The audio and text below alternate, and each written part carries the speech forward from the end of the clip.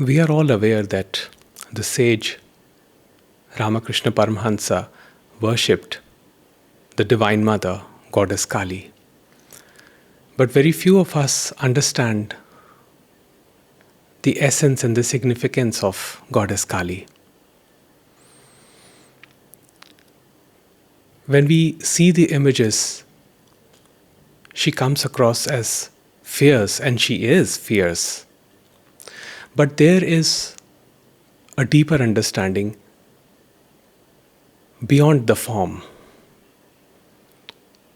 So let's understand what does the goddess, the Divine Mother, represents. Well, the word Kali comes from the word Kal, which means time. Time which includes creation and destruction. And Kali is the feminine form, the Shakti, which is Shiva, or pure potential, pure consciousness as manifestation. So when the stillness, the pure potential, Shiva, moves or appears as manifestation, that is Shakti.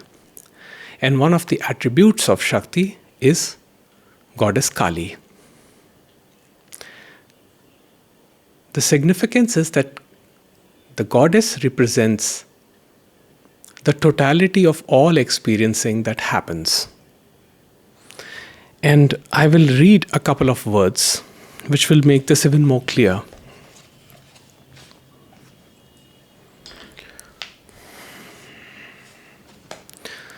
These words are from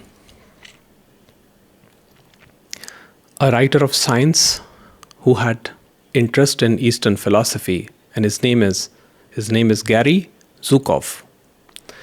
So he says, in Hindu mythology, Kali, the Divine Mother, is the symbol for the infinite diversity of experience. Kali represents the entire physical plane. She is the drama, tragedy, humor, and sorrow of life. She is the brother, father, sister, mother, lover, and friend. She is the fiend, monster, beast, and brute.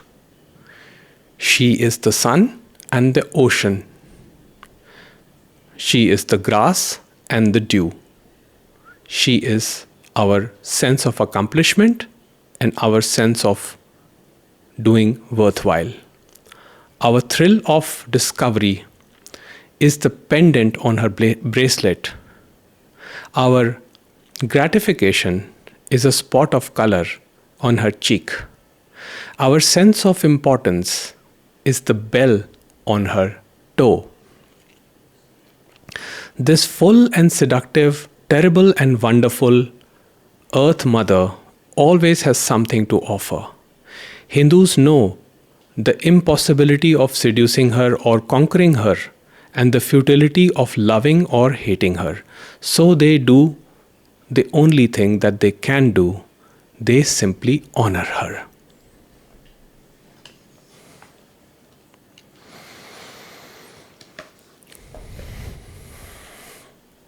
The infinite diversity of experience that happens through time happens through the Divine Mother. So when the author here says, all we can do is honor her, what it means is, whatever life brings in manifestation from moment to moment, the acceptance of that is the pathway to the transcendental dimension of the unmanifest potential, which is the absolute. So in that way, the goddess represents the pathway to the absolute. So this whole phenomenality as it happens, the whole drama of life as it unfolds because of the goddess of time, that is Mother Kali. So how does this honoring the Divine Mother comes about? It comes about through acceptance of the interconnected opposites which duality offers.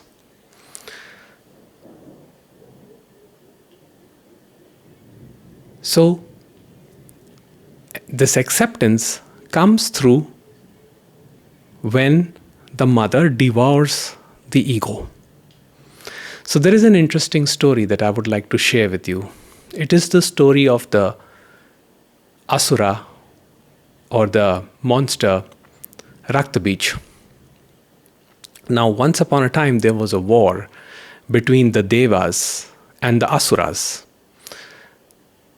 So, in that fight, the Asuras were winning because of a monster, a general monster of the Asuras called Raktabija. And Raktabij had a special power that every time a drop of blood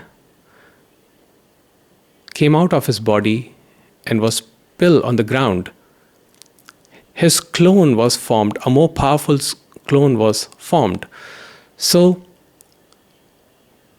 the Devas were troubled and they went to Mother Parvati for help.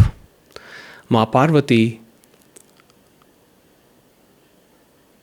all of a sudden assumes this form of Durga in order to fight with the Asuras, with the demons. And a fierce battle takes place between Raktabij and his army and Ma Durga. But since Raktabija had this power where he could create his clone with every drop of blood, Ma Durga felt tired. And she knew that she had to do something else in order to tackle this monster. So she creates another form of Kali, where Kali devours the demon completely by sucking all his blood. And that is symbolized by the tongue, the infinite tongue that Ma Kali extends to take in every drop of blood that falls on the ground, and thus she does not allow the demon to manifest again. And that's how she wins the battle and puts an end to this demon. Now, what does it symbolize? It symbolizes the devouring of ego, how honoring the mother devours the ego through acceptance when one moves beyond the fierce form. So when we look at the image of Mother Kali, Goddess Kali, first of all, the fear comes up. Fear comes up because of our own inner monsters, not because the image is fierce. And that is what Ma Kali is pointing us to. So when we see our own monsters, inner monsters, as they are arising, they're just like Raktabija. So, a thought comes up. And the moment we try to cut off that thought forcefully, another thought comes up. So it is clear that there has to be a new strategy. So Ma Kali gives us this new strategy. She actually devours the ego to allow us the experience of the transcendental bliss. So every thought that comes up as Raktabija is cut off. And ultimately, the experience of vastness, transcendental bliss, happens. And that is that is the essence of this story. That is the end of time. That is the recognition of wholeness, the unmanifest potential, the source. Once seen, it becomes the reality. So, when we understand this whole thing, this cycle of death, birth, rebirth, it comes to an end. The cycle of creation and destruction is understood. First creation happens, then destruction happens, and then again creation happens, and it goes on. But this whole cycle is, the source of it is one. And that is what is represented by the Divine Mother.